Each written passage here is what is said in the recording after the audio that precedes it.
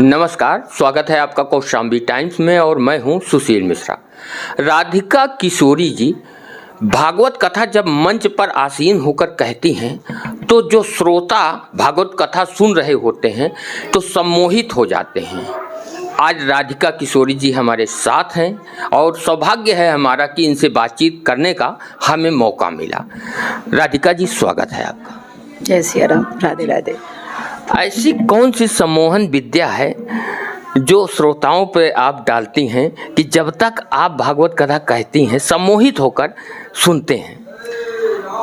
इसमें मेरा कोई श्रेय नहीं है, श्रेय परमात्मा का है। उनकी कृपा से मैं करती हूँ और निश्चित मेरे जैसा हजारों वक्ता ठाकुर जी की सेवा करते हैं तो कथा का प्रभाव श्रोताओं के जीवन में तभी पड़ेगा जब हम उसमें डूब करके उसको अनुभूति करके जब व्यक्त करते हैं, तब उसका कहीं ना कहीं प्रभाव सामने वाले पर भी पड़ता है। तो ये परमात्मा की कृपा है और राधा रानी की कृपा है जी। हमारा सौभाग्य है कि एक दिन हमें भी आपकी कथा सुनने का सौभाग्य प्राप्त हुआ, तो हमने देखा इस चीज़ को कि हजारों लोग थे श्रोता, लेकिन जब तक आपकी कथा समाप्त नहीं हुई तब तक कोई हिला नहीं। हाँ, ये कुल मिलाकर के कहा जाए तो हनुमान जी की कृपा है कि यहाँ के श्रोता भी बहुत अच्छे हैं। ब्राह्मण बाहुल्य क्षेत्र है तो कहीं ना कहीं जब वक्ता और श्रोता साथ में मिलते हैं और दोनों का परस्पर हृदय का जो संबंध होता है वो परस्पर जब मिलता है, एक होते हैं, तो फिर कथा की धारा जो होती है वो अपने आप कहीं ना कहीं उसमें हम आप लुप्त होकर के उसमें गोते लगाते हैं। श्री भरद्वाज जी महाराज एक अकेले श्रोता थे और श्री याज्ञवल्क्य जी महाराज एक अकेले वक्ता थे, लेकिन जब याज्ञवल्क्य जी महाराज जितनी आनंद के साथ कथा कहते थे, भरद्वाज जी उतनी आनंद के साथ कथा सुनते थे। तो जब कहने वाला वक्ता आनंद के साथ कहे और श्रोता उतने आनंद के साथ सुने तो कहने का आनंद और डबल हो जाता है। तो यहाँ के श्रोता के भीतर वो गुण है, वो महिमा है। एक तरह से अगर कहा जाए ये सनातन धर्म का प्रचार प्रसार ही है, तो इस तरफ रुझान आपका कैसे? बाल्यावस्था से मैं ब्राह्मण परिवार से हूँ तो माता पिता का कहीं ना कहीं उसमें बहुत श्रेय आशीर्वाद रहा और मैं बचपन से ठाकुर जी की सेवा करती थी। माता रानी का भजन गाती थी, भजन बचपन से गाती थी और भजन करते करते करते करते माता पिता का आशीर्वाद और गुरुदेव भगवान की कृपा कि हनुमान जी ने मुझे इस सेवा के लिए चयन किया।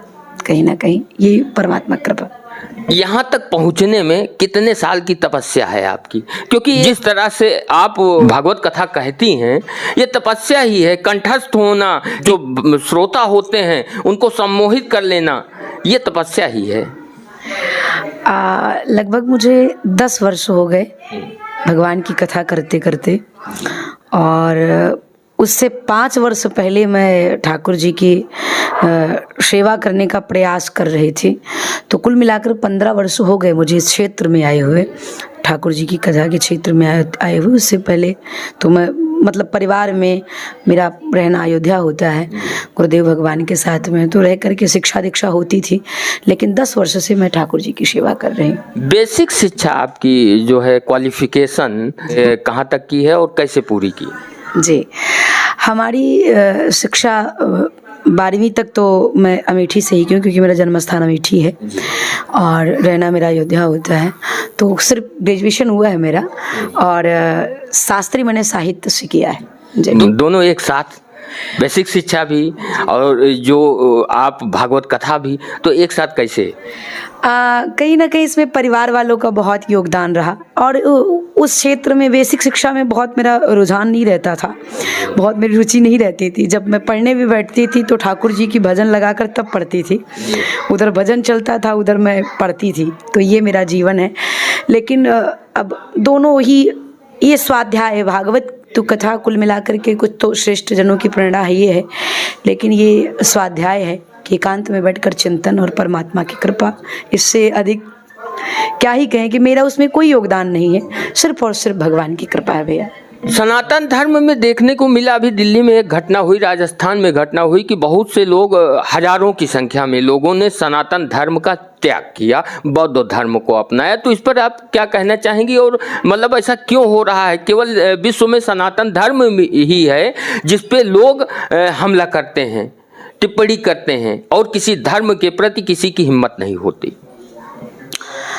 हमारा सनातन धर्म एक ऐसा विशाल वटवृक्ष है जी जिसकी जड़ों को हिलाना तो छोड़ो, स्पर्श करना भी असंभव है। जी और ये चाहे ये बौद्ध धर्म हो, चाहे जैन धर्म हो, चाहे ईसाई धर्म हो, ये छोटे मोटे वृक्ष हैं। जिस प्रकार से बाढ़ आती है तो तालाब भर जाते हैं, जी फिर उनको लगता है कि मैं ही समुद्र हूँ, लेकिन कुछ अल्प समय के लिए, जब अल्प समय भी ज़्यादा बरसात चली जाती है तो उनकी फिर से उनको क्षमता पता चल जाती है कि मैं हूँ क्या।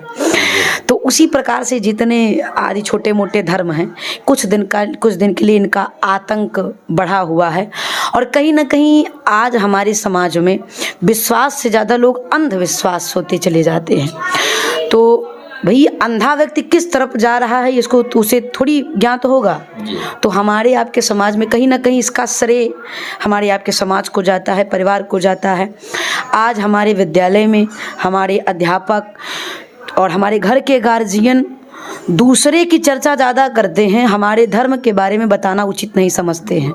कल भी मैंने इसको कथा में भी निवेदन किया था कि मोबाइल का ज़माना आ गया है, मोबाइल पर लोग बैठकर दुनिया भर की चीज़ें देखते हैं। अब मैं ईसाई धर्म की बात करूं, जो सूली पर स्वयं लटका वो कौन सी कृपा करेगा?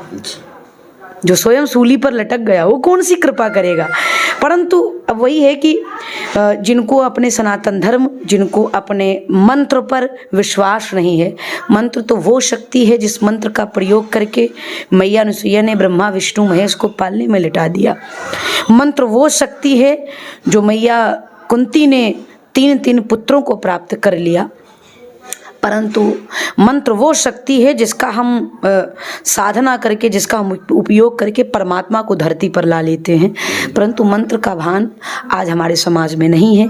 लोग भ्रमित हो रहे हैं, लेकिन मुझे पूर्ण विश्वास है जिस तरीके से सनातन धर्म का प्रचार प्रसार हो रहा है, भागवत कथा हो रही, राम कथा हो रही, हनुमान चालीसा का पाठ किया जा रहा है, सुंदर कांड हो रहा है, कीर्तन हो रहा है, निश्चित एक दिन हमारा सनातन धर्म पुनः जीवित होगा, राम राज्य की स्थापना होगी।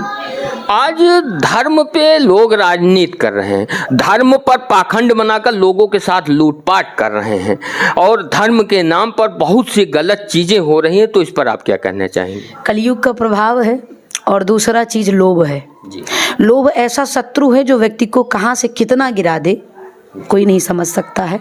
तो लोभ के कारण ये सब हो रहा है कि ऐसा क्या कर जाऊं मैं कि चमत्कार हो, लोग मुझ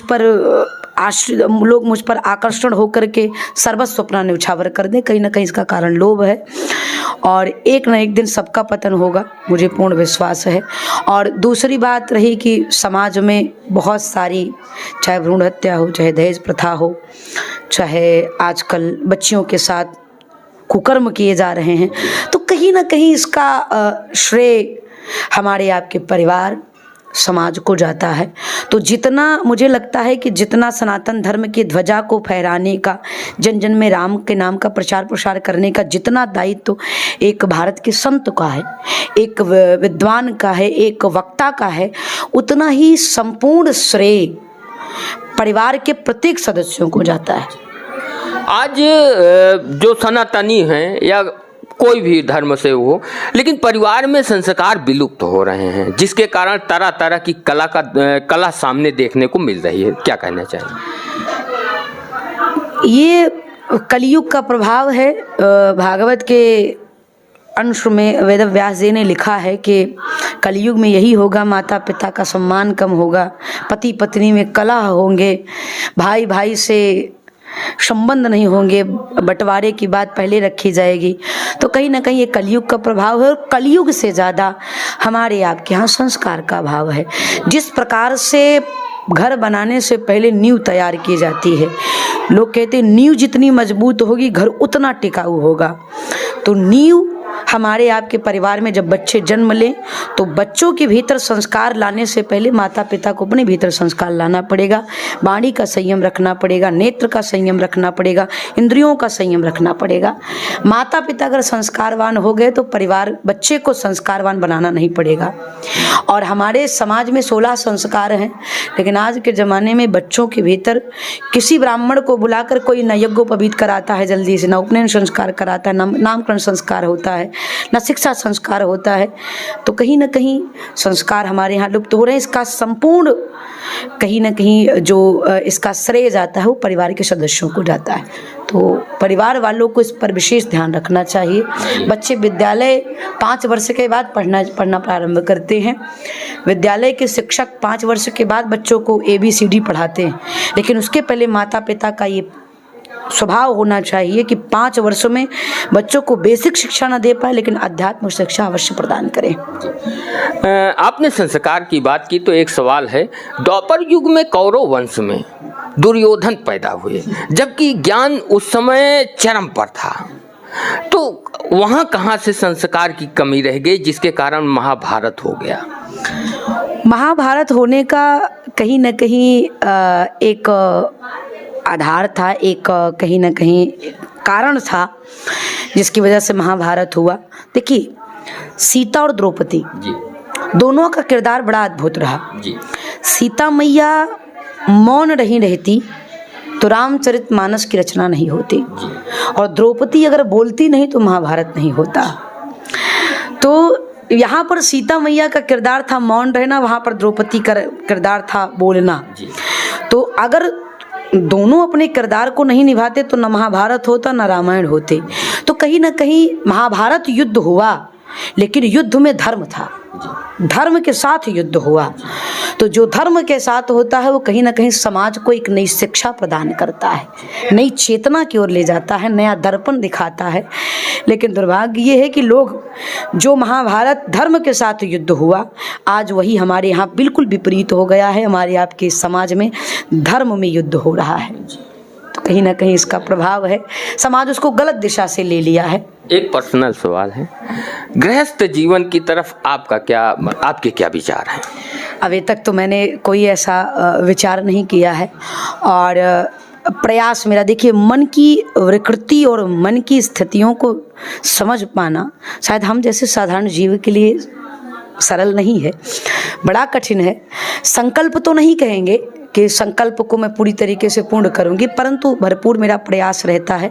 ना मेरे मन, मेरी चित्त उधर जाता है, और ना ही मैंने भी ऐसा कुछ विचार किया है। और मेरे जीवन का एक लक्ष्य है, कथा मात्र एक जीवना, भगवान की कथा करनी है, सत्संग करना है, भजन करना है, समाज को एक सुंदर दर्पण दिखाना है, नवयुवक पीढ़ी को संवारना है, और हमारे भारत देश की, समाज की, परिवार की बेटियां बहु सुसंस्कारवान बने, सनातन धर्म की ओर बने, राम के प्रेमी बने, श्री राधा रानी के प्रेमी बने। बस यही ध्वजा को लेकर के जीवन भर चलने का प्रयास है मेरा।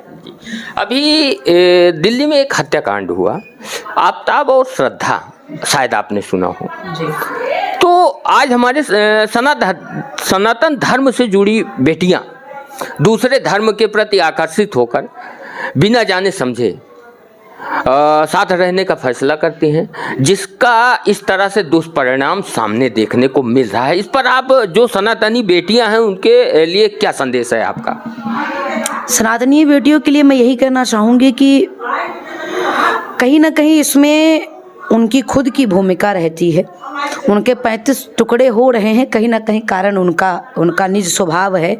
अगर वो संस्कारों से बनी रहें, विचारों से बनी रहें, मर्यादा से बनी रहें, तो जिस श्रद्धा के 35 टुकड़े हुए हैं, वही माता पिता अगर पंडितों को बुला करके 36 गुण मिलवा करके पाणी ग्रहण संस्कार किए होते तो जीवन बहुत सुखद होता। तो कहीं ना कहीं इसका भी दर्शन रामचरितमानस कराया है कि सीता मैया अगर लक्ष्मण रेखा को पार नहीं करती तो रावण कभी स्पर्श नहीं कर पाता। रावण सीता मैया को स्पर्श करके लंका तक लेकर के गया, इसका संपूर्ण श्रेय भागीदारी जानकी मैया की रही कि वो लक्ष्मण रेखा को पार की। उस लक्ष्मण रेखा का नाम है मर्यादा जी। उस लक्ष्मण रेखा का नाम है हमारे घर की दहलीज। जो आज बेटियां विचारों से भले उड़े, माता पिता का नाम रोशन करना, उनके गौरव को बढ़ाना, ये बेटियों का कर्तव्य है, क्योंकि पुत्र एक कुल को उतारता है, पुत्रियां 2 कुल को उतारती हैं। जनक जी महाराज सीता मैया से कहते हैं, पुत्र पवित्र किए कुल दो, बेटियां 2 कुल को उतारती हैं। परंतु मैंने कल भी कथा के क्रम में कहा था कि मेरी एक पंक्ति है, आज़ाद रहिए विचारों से, बंधे रहिए संस्कारों से। तो मैं अपनी बहन बेटियों से यही निवेदन करना चाहूँगी कि जीवन का सुख लेने का निर्णय, हमारे आपके गृहस्थ जीवन का निर्णय अगर माता पिता के ऊपर निर्भर किया जाए तो बेटियां आगे भी बढ़ सकती हैं और हमारा समाज एक नई दिशा की ओर जा भी सकता है। आखिरी सवाल है आपसे कि जो सनातनी परिवार हैं, लोग हैं, आज भागवत अगर सुनना चाहे जिनके पास पैसे नहीं है तो संभव नहीं हो पाएगा, तो वो ऐसे में वो लोग क्या करें? कथा दो प्रकार की होती है, जी एक तो भाव से होती है, भाव से लोग कथा करवाते हैं। दूसरा कभी कभी कंपटीशन में भी कथाएं होती हैं, अगर वो 10 लाख खर्चा किए तो हम 25 करेंगे। और दूसरा भाव से होती है। और वक्ता भी दो प्रकार के होते हैं। कई बार वक्ता आने से पहले आयोजक से बोल देते हैं 20 लाख, 25 लाख, 15 लाख, 10 लाख। और कई वक्ता ऐसे भी होते हैं कि जो ये सोचते हैं कि मैं कर्म करूँगा तो निश्चित फल मिलेगा। और मेरे जीवन का जहाँ तक लक्ष्य रहा, मुझसे जुड़ने वाले जितने भी आज तक मैंने ठाकुर जी की सेवा की है, मैंने कहीं भी अपने जीवन में कभी ये किसी आयोजक से नहीं कहा, किसी यजमान से नहीं कहा कि आप 2 लाख दें, 1 लाख दें, तब मैं कथा करने आऊँगी। तो दक्षिणा की कभी मैंने न कभी बात की है, न भविष्य में कभी करूँगी। भगवान की कथा को केवल और केवल छापने के लिए मैं समाज में निकली हूँ, ना तो बेचने के लिए और ना ही खरीदने के लिए। बहुत बहुत आभार, धन्यवाद, सादर प्रणाम कि आपने हमें सौभाग्य दिया बातचीत करने के लिए। आपको भी धन्यवाद। जैसे